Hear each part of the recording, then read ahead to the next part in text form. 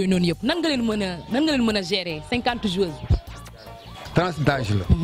dafa am benjamin minime cadet noonu la demee pipi la ñu démarré ba cadet catégorie yëpp am nañ fi. et c'est toutes des filles. toutes des filles amul garçon catégorie yëpp boobu après mën naa laa woon photo yi pour te justifier. mais est-ce que fédération yombal nañ la liggéey boobu est-ce que ñu ngi def lu war est-ce que ñu ngi lay jàpp parce que lii c'est pas évident vraiment koo xam ne nii tey yor 50 loolu nga wax danaa ci sawar a tontu parce que tout dernier mois bind naa lettre officiellement jox ko président Augustin ñu ne mën naa ko jaar courrier pour demander du matériel didactique parce que man du xaalis bi ma dama demander des matériels didactiques mais jusqu'à nos jours répondre ma ci problème de matériel didactique boobu. ba léegi jotoo si. ba léegi jotoo mais nag Mayacine ça fait maintenant 1 an 2 ans soutenir woon na ma mu ne ma ne ko en réunion ma dama bëgg ay bal mu ne ma ñaata nga bëgg ma ko 10 ballons mu ne ma demal Toubab Dialaw ñu jox la li nga soxla bu ma demee Toubab Dialaw aussi jox nañ ma 10 ballons moom lay liggéeyee. waaw ñu des foofu tuuti coach parce que sànq maa ngi dégg nga ne am na kuréel boo xam ne bindoon nga ko fédération pour demande de matériel est-ce que sa diggante ak fédération est-ce que li ngeen di bind demande yi ñu ngi leen di tontu régulièrement est-ce que loolu ñu ngi leen di yombalal liggéey bi si lu côté boobu noonu.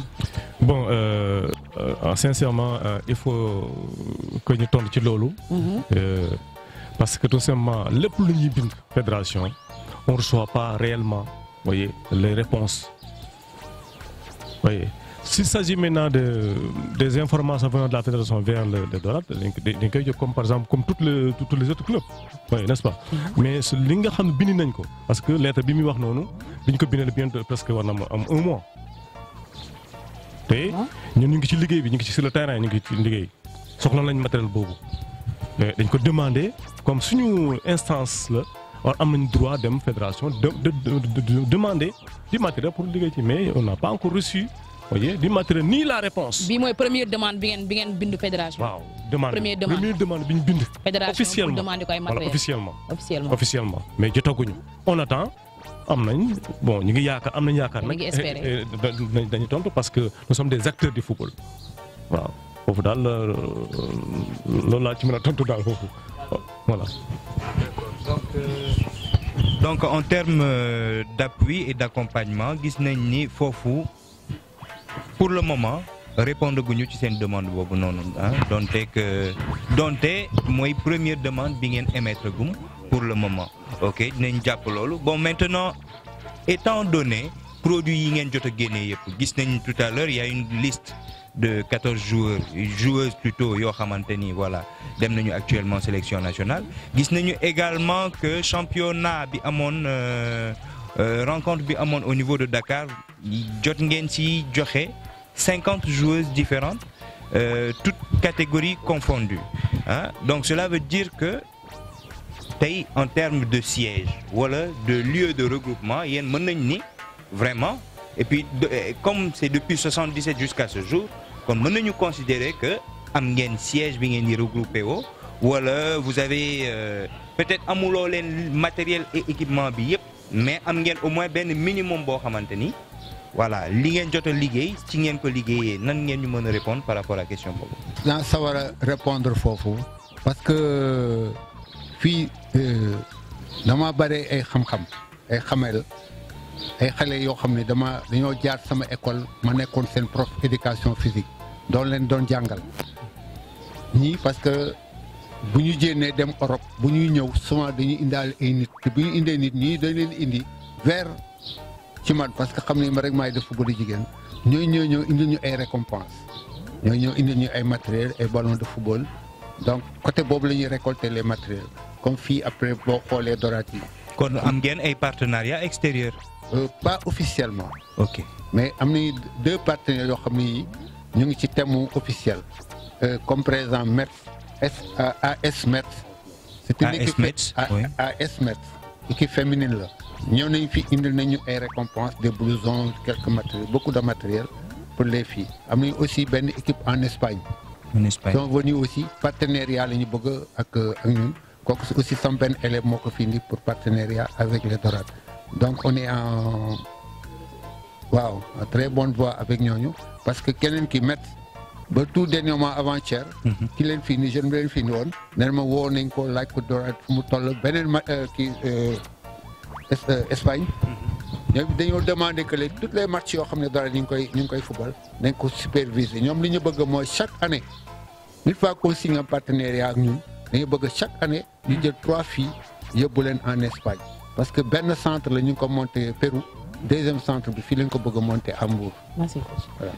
toujours ñu ngi seen émission au cœur du foot nekk fii à Mbour séeréer kër coach Thiam mais coach bëggoon naa laaj dara tamit c'est vrai les matériels c'est bien beau mais est-ce que tamit ak partenariat yi parfois yéen a ngi lijjanti pour booy di mën a am contrat di mën a jouer à l'extérieur.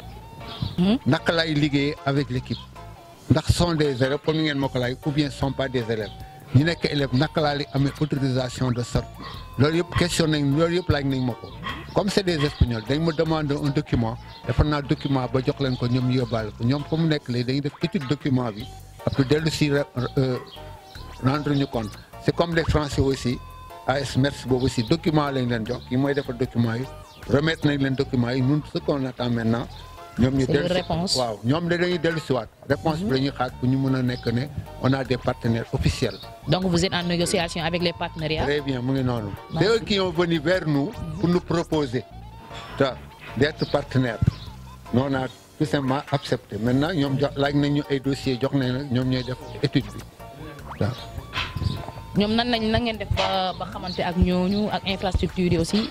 mooy comme ni ma lay expliquer rek naa la léegi samay élèves ñoo leen indi parce que ñoom dañoo bokk ci organisme boobu c'est un organisme ñoom dañoo nekk ci biir organisme boobu bi ñu ñëwee proposer leen ñoom dañ leen di vers man loolu moo tax ñu ñëw ci man mais ñëw tëbuñu tëb rek ñëw ci man samay élèves comme ni ma la expliquer ñaar yëpp samay élèves lañu. ñoo leen indi vers les Dorades merci.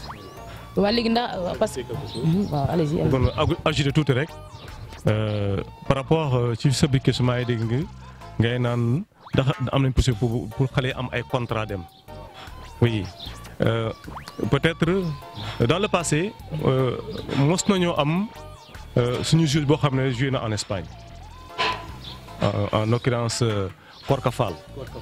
oui elle a joué maintenant au Principal de Saragosse. joué na foofu pendant presque 8 mois def na ko fa oui par la suite mu ñibbisiwaat n'est-ce pas donc c'est pour ñun suñu vœu le plus cher c'est que ñu former xale yi yàlla dimbali ñu comme ñu ngi am ay partenaires ni comme ça xale yi mën a génn aussi def benn d'autres expériences à l'extérieur. des expériences au niveau international surtout. loolu mooy suñu au niveau international parce que gis nañu fii Dorades de Mbour. waay équipe formateur. waay équipe la boo xam ne ni tey day historique la aussi day former ay ndaw. tout à fait mais ren nañ daaw gis nañ perte ngeen ay seeni joueuses yu bëri te ku ci mel ne ay Ngenaar Ndiaye. actuellement mooy meilleur buteur Sénégal. bien sûr ku ci mel ne Xaalis. ku ci mel ne Jeanne.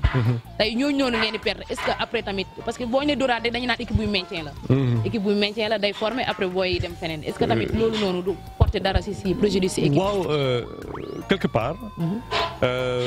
nit ki soo formé am keneen koo xam ne ñëw bëgg joueur bi jël ko mu dem yow sa liggéey dafay gën a continuer rek loolu moo ñu poussé aujourd'hui. mais est-ce que loolu du wàññi dara si équipe bi.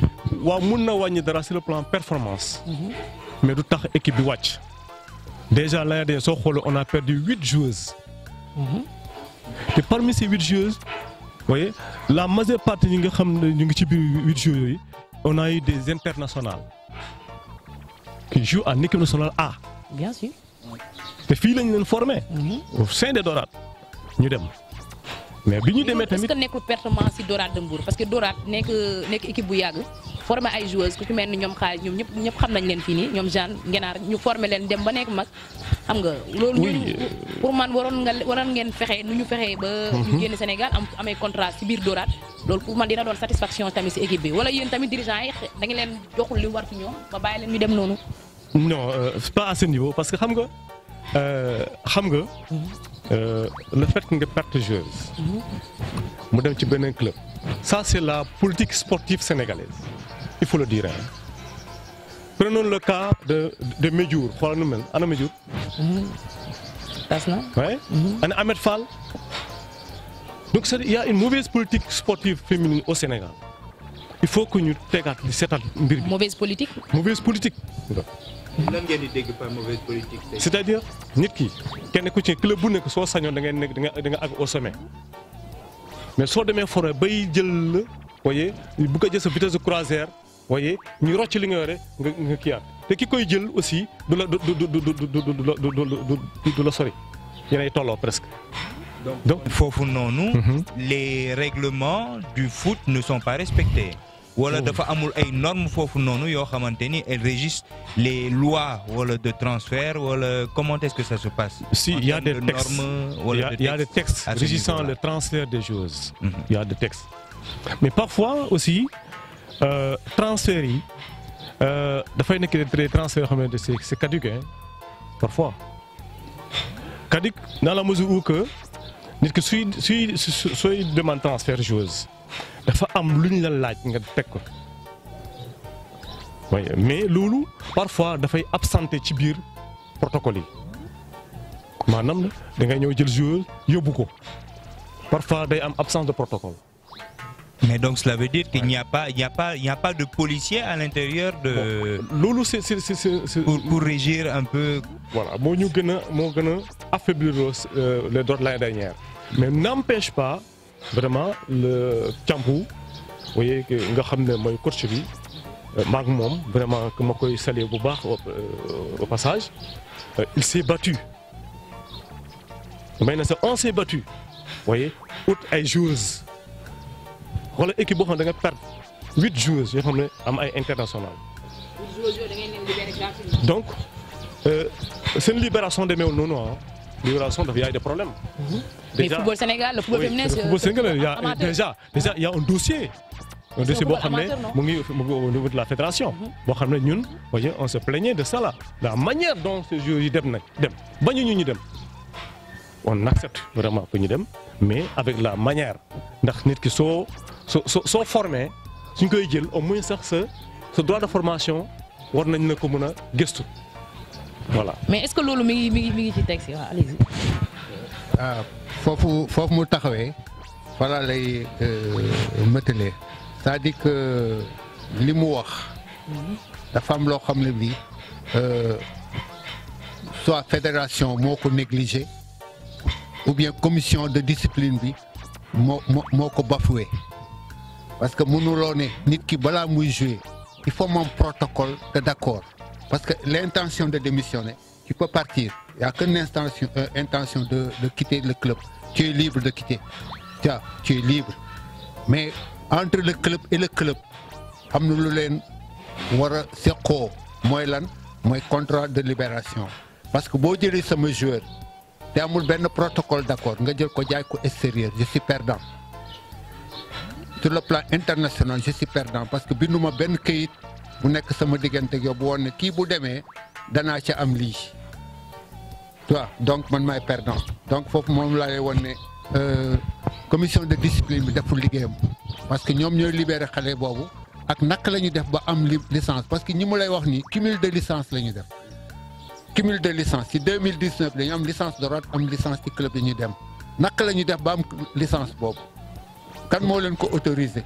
kon mën nañ ne loolu mooy expliquer rumeur yu ñuy dégg que Thiampou du bàyyi facilement ay jigéenam ñu dem. très bien loolu la expliquer rumeur yooyu ñuy dégg. loolu mooy rumeur yi mooy que protocole boobu lay exiger protocole boobu ngay wax moom lay exiger parce que dafa nekk ci règlement bi préformation dafa am.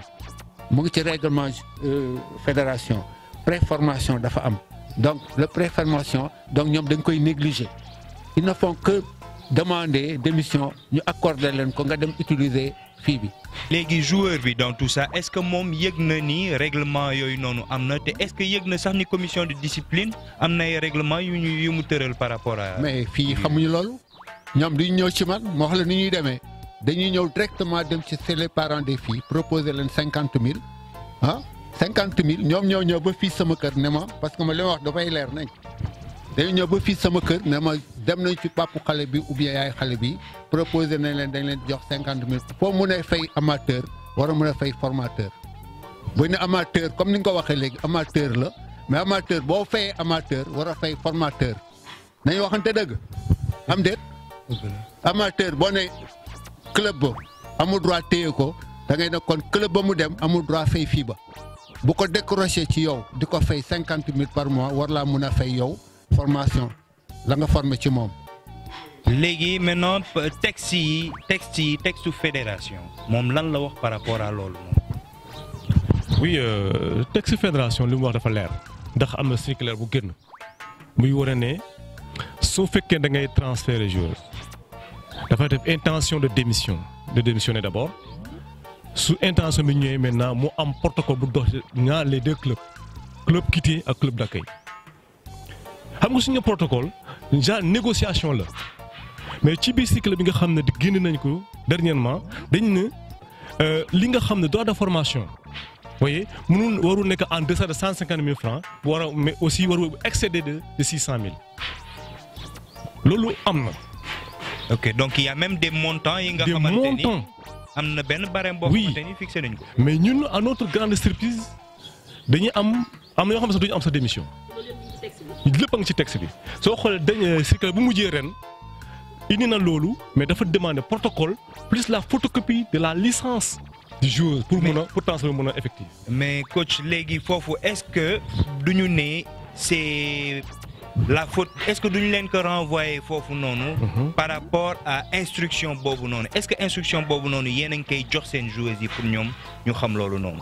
parce que tey jii joueur bi. c'est vrai am na ay textes am na ay lois am na ay règlements mais moom mën na bañ a xam loolu ba dem agir nu ko neexee ak benn club bu ko soxla lan ngeen war a wax. foofu daa la mën a tontu parce que man formateur laa xam nga tax la formateur laa sama xale yi xoolal licence sax dañ koy remplir licence dañ ñoo ko man du ma remplir licence ñoom ñooy remplir seen licence seen feuille de match yi donc ñooñu xam nañu yoon.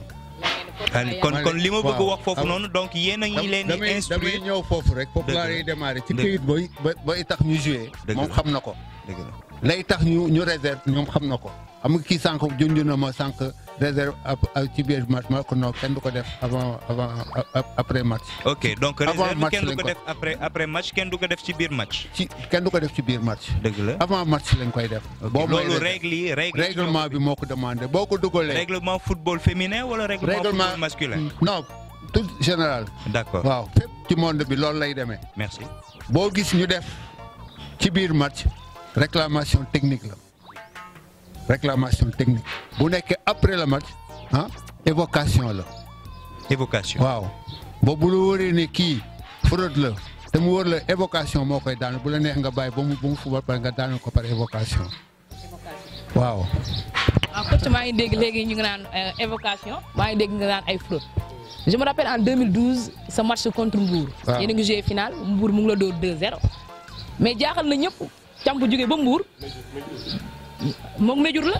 match am je me rappelle c'était en 2012 dóoraat de Mbour contre Médiour dóor ko 2-0 mais Thiam dafa jógee ba dóoraat de Mbour dem jëliwaat coupe bi à Tëngéej mu jëlee ko foofu à Mbour mu jaaxal ñëpp ñu ngi naan ci këyit la ko teg te ku ne këyit ñëpp seen xel dem si Thiam ñu bëggoon nga expliquer ñu loolu noonu tuuti parce que Sénégal ñëpp boo waxee ñu ne Thiam moom si këyit rek lay daaneel gars yi. déet du ci këyit rek laa leen daaneel dama leen di dóor sur le terrain de. sur le terrain. Médiour ba ma ko daanee ci këyit. ñu toog nañu 4 ans 5 ans joué tuñu 2012 ba joué tuñu ba 2018 ñu door a dajawaat ma fekk ko Dakar door ko 2-0 sur le terrain ba ma dooraat ko sur le terrain. 2-0 match lan la woon. coupe championnat national. mu jël coupe du Sénégal jël championnat ma fekk ko fa door ko ma rek maa ko door. voilà ma bëggoon nga dellu si question bi tuuti si nan nga def ba jël moo tax bi ma waxee loolu. nekk ci këyit rek lay gagné ma xamal la ne ka ma dooroon 2-0. ma gañewaat ko ci kii dama ko fekk si waat ba dëkkam fa ma dóoree ma dóoraat ko 2-0 wan ko ne bu dee football rek maîtriser naa ko. bu dee document tamit maîtriser naa ko. boo leen expliqué ma si document ma wax la ci foofu ñu dañoo joué woon ak ñoom à Rufisque Ngalandou Diouf 2000 à peu près 4 ans 5 ans avant 2012 bi ma day ñoom en championnat dañu ñëw Mbour fi ma door leen 2. ma door leen 3 laa leen door amoon nañu benn jeu bu tuddoon nag te ponkaloon nii bu newoon ci biir Médiour mu fubal xaalis sonnal ko ñu rouge ko ñu door leen 3-0 ñu dem Rufisque. ba tey Médiour mooy door. non dooraat moo door Médiour fii 3-0 fii à Mbour ñu war a dem retour championnat la woon waaw championnat ñu war a dem fële retour joueur bi ñu rouge woon ñu dugal ko.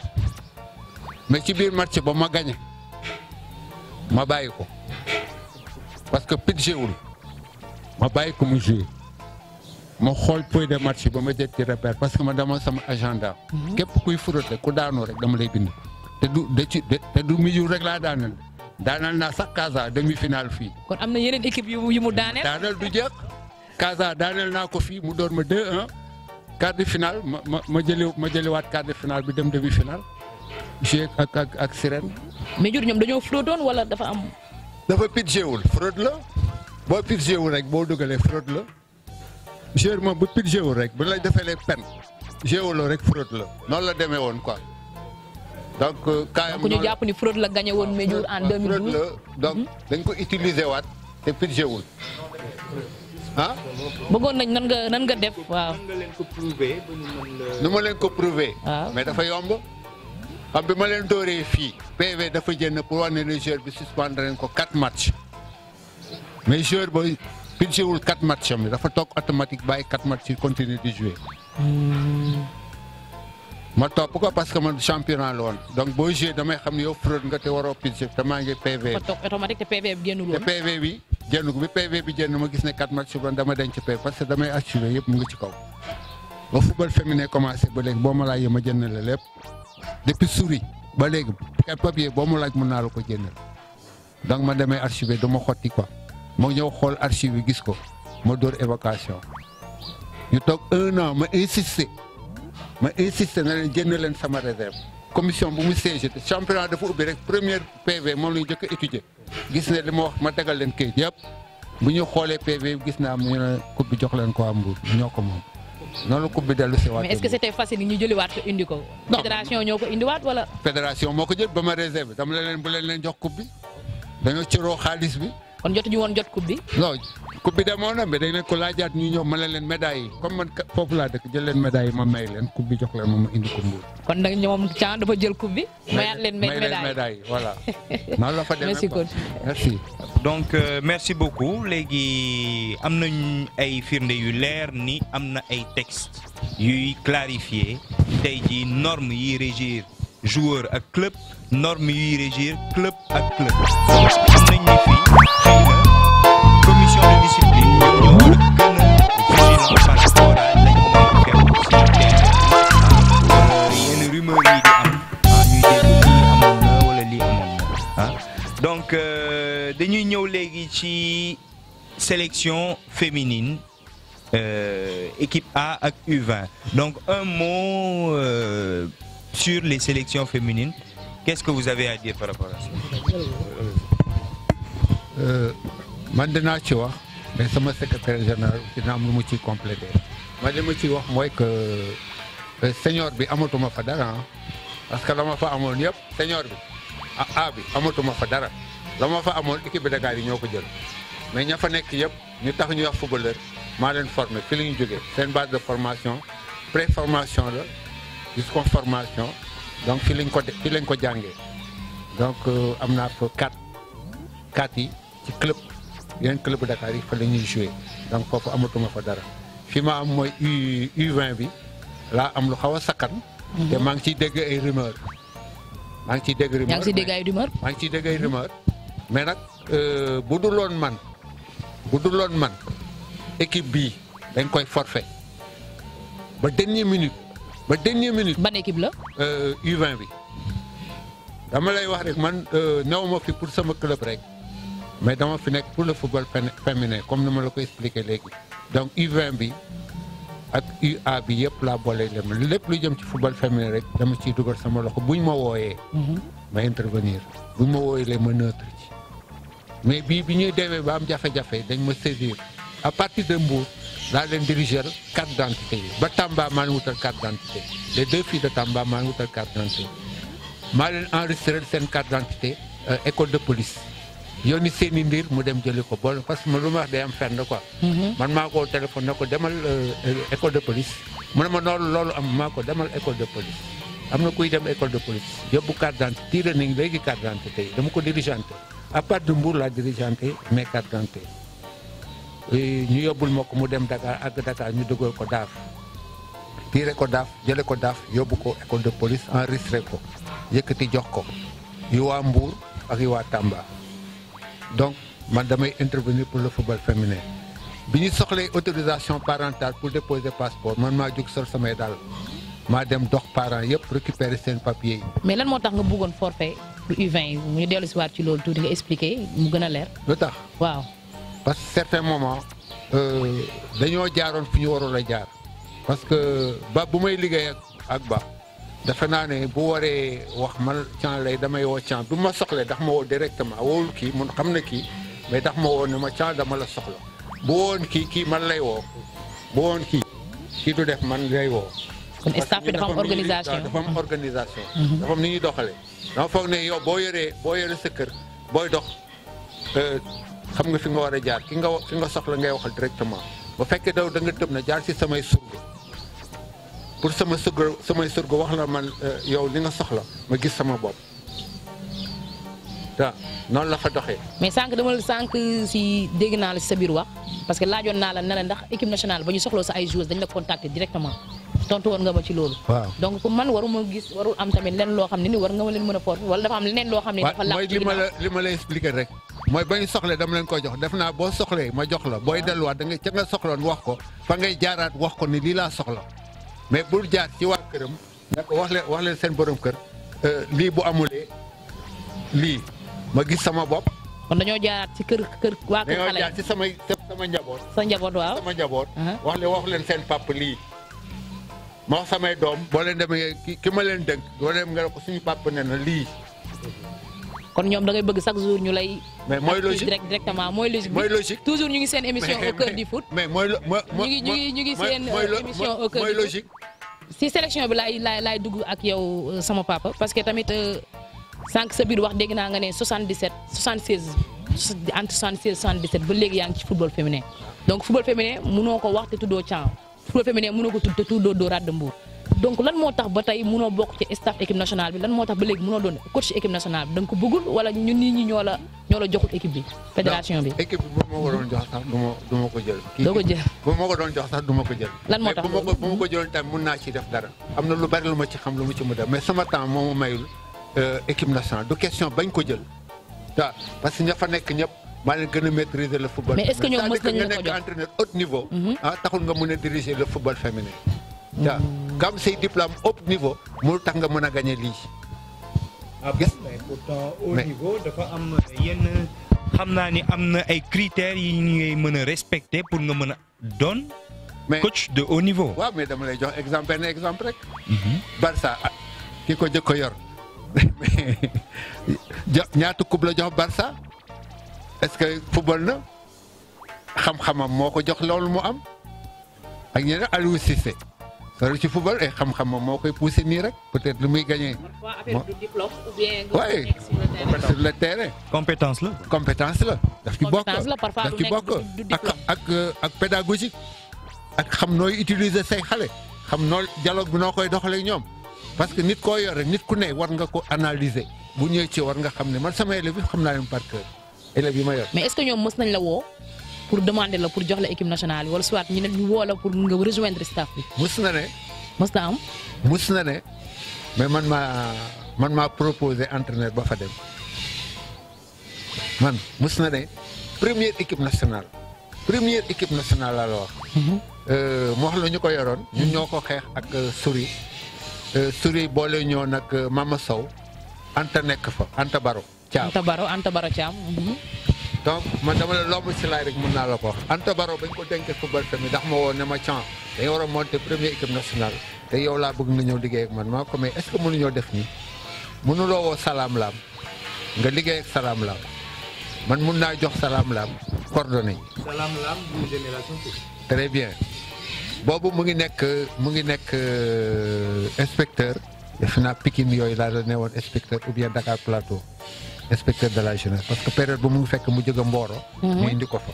kon Salam Lam jot na dugal loxoom ci biir football féminin. première équipe féminin bi Salam moo ko dirigé. kon première équipe football féminin Salam Lam moo ko dirigé. première équipe nationale Salam moo ko yor pendant 2 ans moo yoroon équipe bi Salam kenn jëloo ko fa de Salam moo xam ne moom féminin bi mënu ci dem. moom moo ko jël delloo ko. kooku mooy gor mu xam ne di nga ko dénk méngoowul ak moom.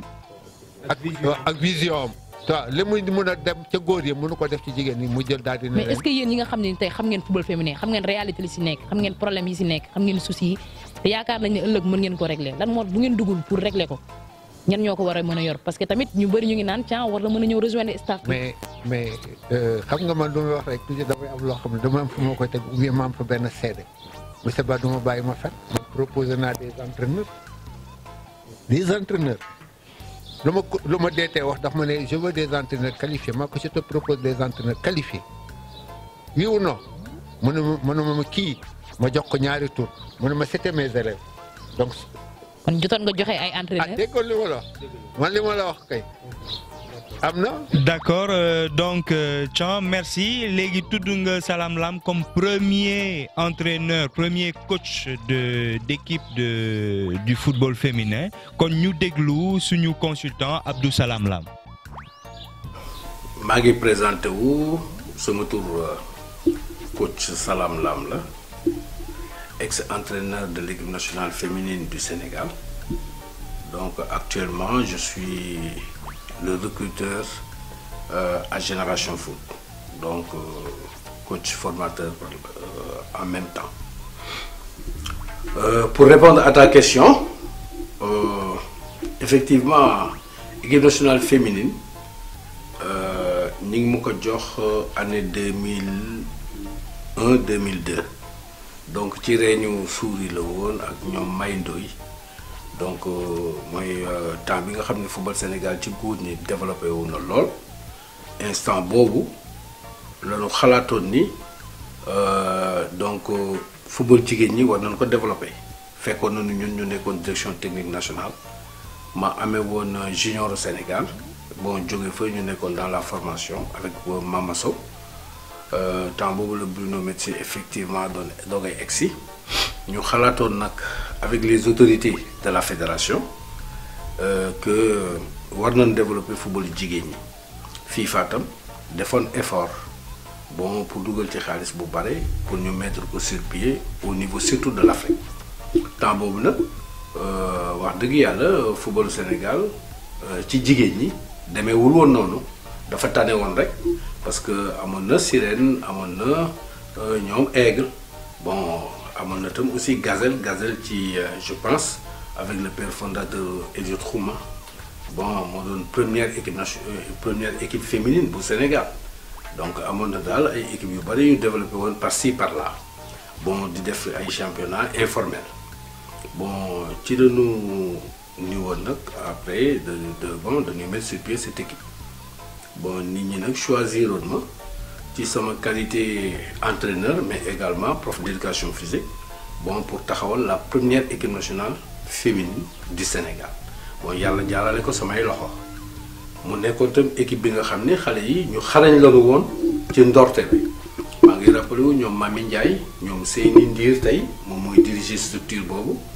ñoom Aïcha Henriette Ndiaye ñoom Binta Silla ñoom Fat Gueye pour ne citer que celle-là mu nekkoon équipe bu xare bu tane woon mais temps boobu fekk na Afrique Cameroun ak Ghana bon ñoom ñoo ñu jiitu woon quand même ci affaire yi des années et ñoo ñu gënoon professionnel ñoom ñoo doon empêché ñu dem Coupe d'Afrique donc jiite nag benn at mettre équipe bi sur place génne équipe nationale bi ñu def préliminaire Ghana éliminé nu bi ñu dellusee ñu déposé plan de programme de travail pour développer championnat bi li ñu proposé woon nag fédération temps boobu avec championnat 2002 bi amul woon jotul toppatoo ko te man du fait que également j'étais pas prêt pour continuer avec le football féminin parce que j'avais une préférence pour le football masculin et je regrette et les centres de formation donc j'avais d'autres visées bon man ma ni woon bu fekkee gars yi mënuluma may au niveau de la fédération ma def sama liggéey pour vraiment organiser ce football féminin là donc def ci liñ ci war a def man bu boobaa damay delluwaat ci football masculin bi bon bi ma toogee benn diir topp na ma bon ci laa dem Jàmbaar en 2003 donc dugg ci centre de formation yi waaw donc mais après j'étais remplacé par Diaby qui a continué à faire un excellent travail. Moi, Indi Diaby, après Mamoussa Cissé, après comme entraîneur, hein, je veux dire, et puis Sidak. Et j'ai entendu également que Mamoussa Cissé, modèle sur ces affaires. Donc, depuis lors, gars, ils sont structurés, parce que bon, autant équipe senior, les petites catégories, les U20, hein, vous Diallo di entraîné, quand ils savent que le football avec Sierra Leone, ils ont gagné, donc le même non. Donc, mu nekk football bu ñu war a taxawal parce que sur le plan international football féminin dafa développé wu ba même si sunu xale yi da nga siy seen xale yi nga xam ne également jigéen la ñu nekk xale yu ndaw mais ñoo am don surtout à 15 ans les toutes petites catégories mais foofu boo demee Europe tu vois des matchs mixtes góor ak jigéen ñoo bokk terrain de football te da ngay gis que ni xale yu jigéen yi ñoo gën a xarañ et j'en ai vu aussi au Sénégal donc football boobu war nañ ko développer. ba suñu équipe nationale féminine fu ñu dégg équipe nationale masculin bi egg fa football féminin bi egg fa loolu moom mooy suñu ñaan yàlla te lépp luñ ci mën si suñu kattan ak suñu orientation vraiment daan ko def di encourager ñi ci ne di leen wax nañu pousse ba ci kanam quoi et puis voilà ñu ngi ci yoon bi. merci coach merci am na solo mais bëggoon naa ñu jàll tuuti ci côté infrastructure yi maanaam si côté terrain yi ngeen entraîné est-ce que Dorade de Mbour am na fii terrain boo xam ne nii. mi ngi fi entraîner régulièrement sans aucun problème parce que ku xool fi Sénégal xam ne dañu manqué ay problème infrastructure ci côté terrain. waaw foofu moom danaa la mën a tontu parce que sama secrétaire moom toujours gisuma toujours maa ngi xeex ak xale yu góor yi xam nga xale yu góor yi du ñu may dara jigéen ñi. te man aussi du ma leen may dara. waaw terrain bi ñuy entraîner terrain Mbour Géej la équipe nawetaan moo fay entraîner mais bu nawetaan bi jeexee dañuy libérer terrain bi quoi dootuñu fa ne mais toujours am na jeunes di quartier yu ñëw yoo xam ne dañu ñëw ne fii suñu terrain la ñu dañuy fubal. mais Dorade ni mu yàggee léegi normalement war na am terrain boo xam ne terrain boppam la ci Mbour. waaw mais xam nga aussi ñun li ñu mën mooy bind autorité yi laaj leen terrain mais munoo dem jël suufu jàmbur rek pàq rek ñëw dëkk ah da ngay bind bu ñu la mayulee nga bañ a def dama lay jox rek. man sama bopp dama lijjanti sama alalu bopp. waaw am nañu xaalis. mais équipe bi am na xaalis équipe bi parce que sànq maa ngi dégg say wax yaa ngi may tuddal ay am naa commencé ay partenaires yu commencé dugg c'est vrai que yéen a ngi en négociation mais ñu ngi dugal ay matériel. budul partenaire war ngeen mën a am seen terrain bopp. non ñun sax Amina compté wuñu ci ay partenaires pour le moment parce que partenaires yi proposition rek la ñu jox ñun partenaires yi dañu ñëw fekk ñu am suñu alal ah ñu ne ñu dañoo bëgg a def partenaire ak yéen. mais équipe bi am na xaalis équipe bu nekk Ligue 1. waa dégg nga Dorade de Mbour war na am xaalis. waaw ñun jaay ñuy joué de jotuñu dërëm équipe Dakar ñu jël suñu jeu te joxuñu dërëm ci loolu laa nekk nag fi mu nekk noonu procédure boobu mu dugg na depuis lundi depuis avant-hier dugal nañ procédure boobu mu nga commission léegi ñoom la loolu la ñuy xaar. mais est-ce que yéen a ngi si pas yooyu noonu pour am seen terrain bopp parce que tamit. non xoolal loolu kay moom passé naa période boobu da ngay ne sax dama ne samay partenaire bu ñu ñëwee. xam nga nit kuy ñëw bëgg laa jàppale na la loo am déet. bi ñëwee tubaab bi ñëwee fii ne ma fooy recevoir ma leen sama kër laa indi recevoir bi ñëwee fii laa indi recevoir kii dama bàyyi ma fay photo yaa ngi nii fii laa indi recevoir defal leen po ñu kontaan bëgg ci wan leen li ma am compartiment ñu kontaan bëgg ci. kay baa ngi ci ko boo bëggee mën naa la ko jënd ab war na fi ñu bind décharge parce que man ku ñëw dama lay bindaloo nga ne jaar nga fi lii ak lii nga fi wax man noonu lay. donc sa lépp si këyit nga ko teg. ci këyit laa ko teg. si këyit nga ko teg mais baax na tamit ngeen di ay sponsors yoo xam ne dañuy jàpp si kii bi dama lay wax ne terrain Mbour Géej la c'est un espace boo xam ne bi c'est pour l'État municipalité moo ko moom ku nekk mën na fa entraîner mën nañu fa entraîner équipe mën na fa entraîner c'est pas terrain boo xam ne diw moo ko moom ci quartier bi la nekk. mais mairie war na leen bindal këyit boo xam ne heure tel ak tel normalement heure boobu Dorade war na mën a entraîner sans aucun problème. ci laa nar a jublu ren gi waxuma na maire bi mais ci préfet laay dem bindal ko parce que dama ko yóbbaale liste bi ne ko lii dama ko am te terrain bi dama bëgg à partir de telle heure benn xale bu góor dootuma fa sonn dina ma ko def. mais est-ce que Mbour mi nga am ay sponsors yoo xam Dorade de Mbour mi nga am ay sponsors yoo xam dañuy jàppale équipe yi. non amul kenn rek côté matériel appuiement amul kenn rek moo ciy jàppale. kenn rek mooy municipalité Mbour mooy participer. et la municipalité nous donne chaque année 1 million. 1 million. donc subvention yi mi ngi dugg régulièrement subvention yi. régulièrement mais dañ ciy reyante ba jot ko. yéen a ngi ciy reyante. léegi kon particulier yi wala waa quartier différents yi est-ce que ñoom itam ñu ngi ciy def seen loxo ñu ngi ciy boole seen loxo. non xam nga bu ñu nee municipalité bi conseil municipal ñooy woote donc conseil municipal bi ñu ngi dugal nañ seen loxo parce que boo demee ci yeneen gox yi ba yeneen dëkk yi amul benn équipe bu ñuy jox 1 million. moi je sais que à Dakar mun ñu am loolu ailleurs mun ñu am loolu. mais ñun ñu leen si sant di leen remercier loolu ñuy jox xeebuñu ko mais buñ ko mënoon yokk nañ ci bëgg trop. waaw parce que vu performance su équipe bi bon bu état bi yokkoon ministre suñu autorités yi nguur buñ ci yokkoon seen loxo dana baax trop waaw. est-ce que voyage yi tamit voyage match yi est-ce que yéen a ngi ci am ay problème match yi seen voyage parce que subvention yi nga ngi tudd sànq 1 million te est-ce que fédération da si contribuer dara si voyage yi. En général su championnat su démarré. waaw fédération day joxe subvention. léegi fédération subvention boobu noonu rek si la yem waaw oui pour dimbale club yi la. en même temps aussi sur les matchs aussi. oui les déplacements. oui fédération daf koy rembourser. da koy rembourser merci beaucoup loolu laa bëgg a xam votre dernier mot s'il vous plaît. waaw ci suma dernier mot rek. ci suma dernier mot rek damay sant di leen gërëm aussi ci interview bi. di am kontaan lool di leen xamal rek. Dorat club boo xam ne dafa nekk comme une école de foot. école de foot boo xam ne du ñu bàyyi dara sur le plan administratif. administrativement du ñu bàyyi dara. et aussi ñuy ñaan aussi la fédération mu gën a vigilant ci problème des transports problème des transferts excusez-moi problème des transferts ça pose énormément de problèmes au Sénégal day dem finalement suñu deful attention.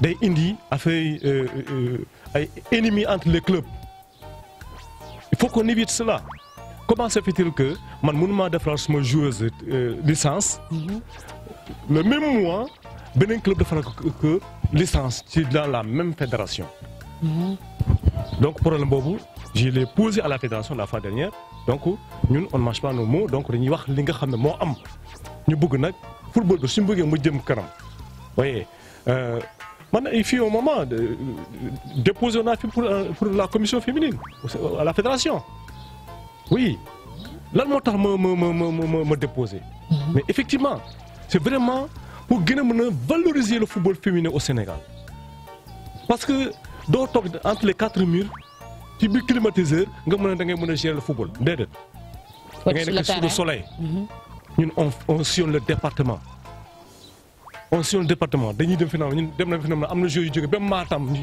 jëlee na ñëw fii bokkoon ci sélection bi donc ça veut dire que il faut un travail li ma bëggoon a indi ci loolu apport bu mag laa bëggoon a indi ci loolu gën a revaloriser football bi gën a mën a fexe fédération gën a mën a libre pour le choix en même temps équipe nationale féminine bi du caa gën a dañuy su match amee rek ñu jël ci club bala jël ci club boobu kooku mën nañu ko def 100 ans et 2 dimanches pour ñu gagner football bi day difficile. Merci beaucoup coach.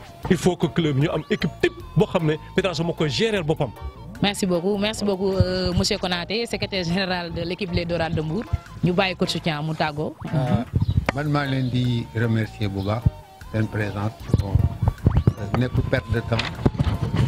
perte de temps franchement pour man amoon naa tey jiite trop mais bi ngeen mën a li jëm ci football féminin rek dama accepter recevoir leen donc du perte de temps sedd na sama xol parce que lu mel nii dafa war comme yéen nag da ngeen ci jóg pour def lii man foo leen ma soxlee rek boo leen ma fëggee danaa leen ci wuyu kontaan naa ci seen présence di leen remercier bu baax a baax bonne continuité surtout ci ñi ngeen jóg ni taxaw ci yàlla defal leen ci lu baax mu nekk njëktal ci 2000 bi mu nekk succès pour yéen et pour le football féminin surtout waaw man nag du ma tay di ci wax ba di ci def man damay teg ci lépp sama lépp ci ay fan gis nga ba ma créé équipe ba léegi gis nga ay kayit laa koy bind waaw gis nga ko bu baax comme ni nga ma wax dama am ñaari projet benn projet bi mu ngi nii pour garderie d'enfants mu nekk nii moo nekk projet bi ma la jox nii moo nekk nii dama am centre de sport moo nekk nii yow mi may ne sama xaalis fu ma koy dugal sama xaalis fii laa koy dugal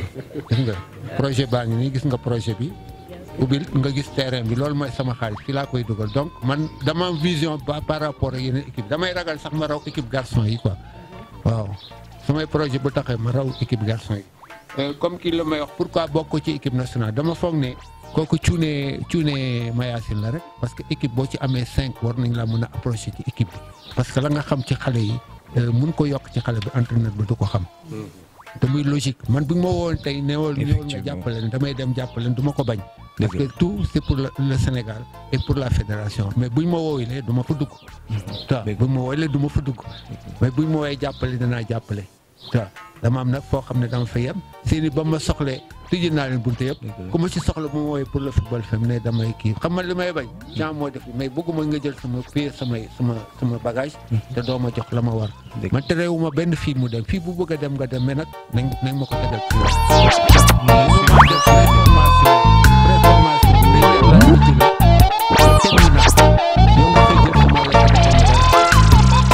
dama ne fii ñu fi jógee am na 52 filles yoo xam ne bi c'est des cadres supérieurs moo tax lu ma soxla ci kayit du ma sonn bu ma fëggee dañ mooy ubbi monsieur Thiam dañuy jóg taxaw loo bëgg ñu jóg taxawal ko fépp ba ci élève waaw donc maa ngi leen di remercier bu baax a baax waaw kontaan naa ci seen présence Dorati ubbil nañ leen seen i bunt moi boo leen ñu fëggee rek danañ leen wuyu merci monsieur Ba merci l'équipe de monsieur Ba Amina ñi àndal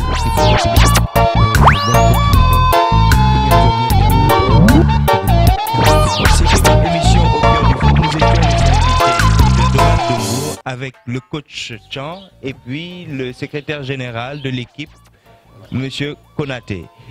Merci beaucoup.